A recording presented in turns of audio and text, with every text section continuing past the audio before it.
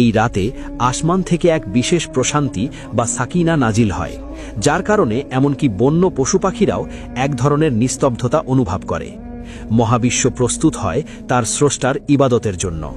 এটি যেন এক মহাজাগতিক অপারেশন, যেখানে আল্লাহ তার বান্দাদের বিজয়ের জন্য সব প্রস্তুতি সম্পন্ন করে রাখেন। এখন সবচেয়ে বড় প্রশ্ন হল, এই কোটি কোটি শয়তানকে বেঁধে কোথায় রাখা হয়? তাদের জেলখানাটা কোথায়?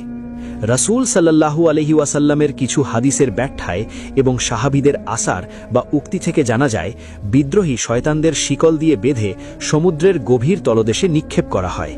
কিন্তু কেন সমুদ্র? ইসলামী বিশ্বাস ও হাদিস অনুযায়ী ইবলিসের সিংহাসন পানির উপর অবস্থিত। সহি মুসলিমে জাবের রাজিয়াল্লাহু থেকে বর্ণিত হাদিসে রাসূল সাল্লাল্লাহু আলাইহি ওয়াসাল্লাম বলেছেন, ইবলিস পানির ওপর তার সিংহাসন পাতে।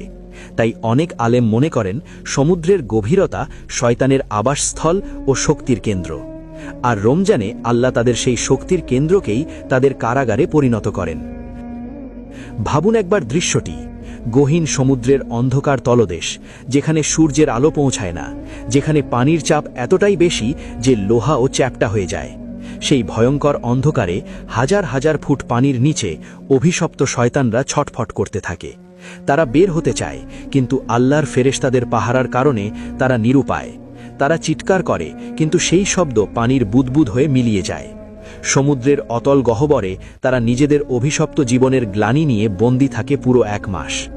ইমাম ইবনে খুজাইমা রাহিমাল্লাহ তার সহি হাদিস গ্রন্থে উল্লেখ করেছেন যে শয়তানদের শিকল পরিয়ে দূরে কোথাও নির্বাসিত করা হয়। আবার কোনো কোনো আলেম বলেছেন তাদের এমন কোনো স্থানে বন্দী করা হয় যেখানে মানুষের চলাচল নেই বা তাদের ওয়াসওয়াসা মানুষের কানে পৌঁছায় না। তবে এখানে একটি গুরুত্বপূর্ণ ও সূক্ষ্ম পয়েন্ট আছে। ইমাম কুরতুবী এবং কাজী ইয়াজ রাহিমাল্লাহ এর মতে দুনিয়ার সব শয়তানকে বন্দী করা হয় না, বরং হাদিসে মারিদ বা মুস্তাকি শব্দ ব্যবহার করা হয়েছে। অর্থাৎ যারা অত্যধিক শক্তিশালী, লিডার বা সর্দার গোছের শয়তান, তাদেরই কেবল বন্দী করা হয়। ছোটখাটো চুনোপুচি শয়তানরা হয়তো কিছুটা মুক্ত থাকে, কিন্তু তাদের সর্দাররা যখন বন্দী, তখন তাদের ক্ষমতাও সীমিত হয়ে পড়ে। ঠিক যেন সেনাপতি ছাড়া এক বিশৃঙ্খল সেনাবাহিনী। লিডার নেই, তাই তাদের ধোঁকা দেওয়ার কৌশলও দুর্বল হয়ে পড়ে। তারা বিভ্রান্ত হয়ে পড়ে, কমান্ড দেওয়ার কেউ থাকে না।